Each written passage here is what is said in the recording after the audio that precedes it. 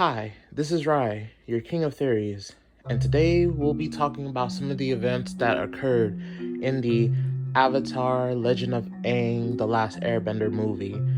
Spoiler alert, especially if you don't want to know anything that happens in this movie before the official release. I respect that, and I'm giving you the chance to leave this video now, skip it, and wait for the movie to come out on Paramount or hopefully theaters.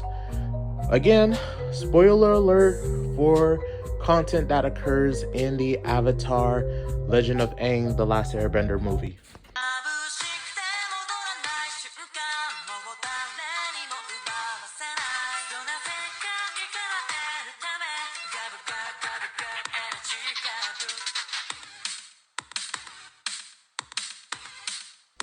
But if you do want to know what happens, please drop a like and subscribe to the channel King of Theories as well as my TikTok for more Avatar content like this.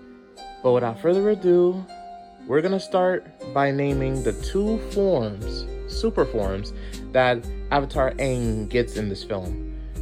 The first one is a sort of Avatar state form that is the first one he gets and is extremely powerful, but it doesn't really give him anything new besides the ability to fly. I mean, he could already do that already in the Avatar state, but this is more Zahir-like, where I don't think he's airbending to fly. He's just, I think, flying.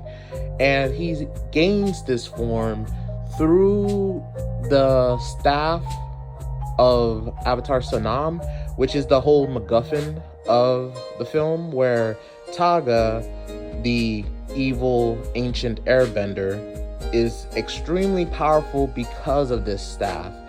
Avatar Sanam, spoiler for her, is an ancient air nomad avatar that was extremely in tune with the spirit. Like, so in tune that through teachings with the lion turtles, she gained the power to focus the immense amount of energy of the spirit world through her staff and temple to allow the creation of new airbenders, like turning non-benders into airbenders. It's how Taga became an airbender, because he originally was a non-bender that was raised and taught the air nomad way by Sanam. But when his spirit got corrupted from seeing all of his newly airbender brothers and sisters get killed and slaughtered by the newly formed Earth Kingdom, that's kind of when he broke, snapped and was just like, Sanam, please kill the Earth Kingdom. And Sanam, of course, refused, because regardless of how different each avatar is, they all have the spirit of light and order Rava within them, guiding their actions. So of course, Sanam, being an air nomad avatar, doesn't want to be about that violence. So Taga stole her staff and essentially used its power to become a dark spirit, similar to that of Unalaq, the dark avatar. Or more so like Hundun, who was able to also harness the power of the spirit world, but he was like an earthbender. But yes, Taga became this powerful because of Avatar Sanam's staff, and she was so powerful that she couldn't even kill him, so she decided to use her Avatar energy to seal him in ice, the same way Avatar Aang sealed himself in ice to prevent himself from dying, or dying by drowning when he was in that water. So that's why Taga and Aang are so similar, because they were frozen in time thanks to the powers of the Avatar. But Taga still held a lot of that power, even though he was no longer a dark spirit. And he used all of his strength and experience to essentially beat Team Avatar. Like, he actually almost killed all of them. So it goes to say it's no joke the level of power that staff can give a person. That's why when Aang was able to regain the staff of Sanam, he gained this new form that was way more powerful than his avatar state.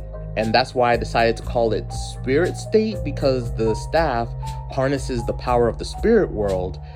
So it was Avatar Aang utilizing the power of the spirit world to boost his avatar powers tremendously, which made him even stronger than Taga. So that's why I'm deciding to call it spirit state. And yeah, it's not like that much different than his avatar state, except for the insane level of power that it has. It's more so like a Saiyan from Dragon Ball going Super Saiyan. You know, it's still the same abilities, except one is way more powerful. And yeah, like, it makes sense why they couldn't let Avatar Aang keep that power. First off, it would have messed up, you know, the history books with what we know happens in Legend of Korra. But also because it is too dangerous to have that much power. I mean, an avatar already having the avatar state is way too much. But like having that stacked on top of it, bro, Sanam must have been crazy, bro. She must have literally been the most powerful avatar in the history books. But now we go to the second form that Aang achieves in this film, which kind of, again, goes to the reason why he couldn't keep Sanam's staff and the power-up it gives him. I'm talking about his second form that I'm calling Dark States, where Aang himself starts to get corrupted by the staff's power the way Taga did. Because Taga was so obsessed with getting revenge for the air nomads that all those negative emotions affected the energy he was getting from the spirit world. Because as we all know, when a human's in the spirit world, their thoughts, whether they positive or negative, manifest there and can change or corrupt the spirits there. So if you have a ton of negative emotions in you, it'll start turning all the spirits around you into dark spirits, which will, you know, be violent and attack you. So like with Taga having all of that negative emotion in him, when he was gaining all that power through Sanam's staff, it was turning him into a dark spirit. Same with Avatar Aang in this film, where he had just one goal that he was starting to obsess with, and that was somehow reviving the air nomads. You know, bringing back all the airbenders. But like he thought that Sanam's staff could be the key to that, you know, just turning non-benders into airbenders and teaching them the ways of the air nomads to revive his nation.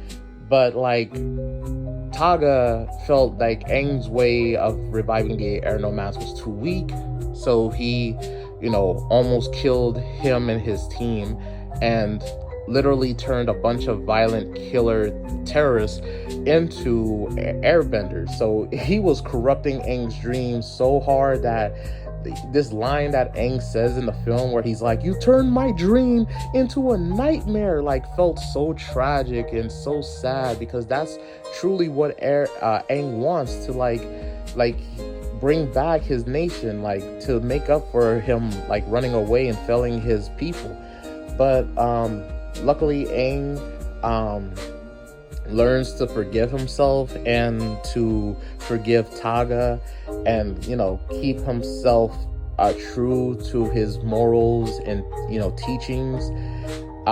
He doesn't kill Taga, even though like becoming Dark State Aang, he almost did. Like the Dark State Aang isn't really too different from Spirit State Aang, because Dark State Aang is essentially just all that power but more violent and out of control, where Aang becomes more like willing to murder someone.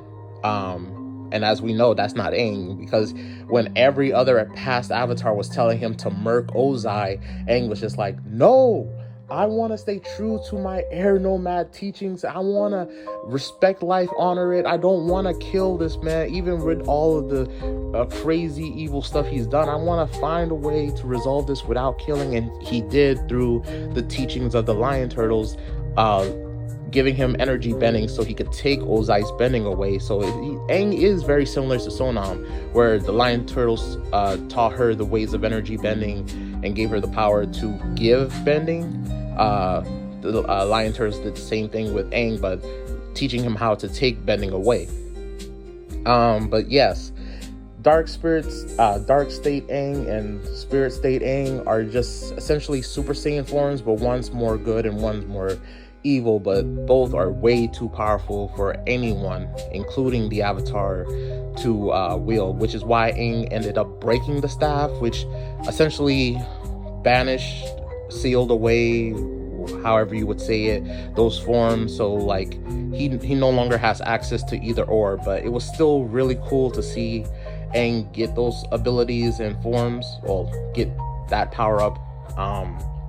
And I hope that it alludes to what we'll be seeing in the new installment, Avatar 7 Havens, when that later this year drops, hopefully. I'm hoping that because there were two of them, you know, a light one for spirit state and a dark one for dark state, that because we're getting twin avatars, one having the spirit of Rava, the spirit of order and light, and them, and then her sister having the spirit of Batu, you know, of darkness and disorder, chaos in her. Like, I'm hoping these two will be able to somehow gain those forms for them respectively, and it could lead to some really cool fights, especially against one another. But that is it for the video. I've rambled enough about my thoughts on Aang's two new forms. Tell me your thoughts in the comment section below, as well as if you think it's like a cool power up for avatars to have, if you want to see more of that in the installment of Seven Havens.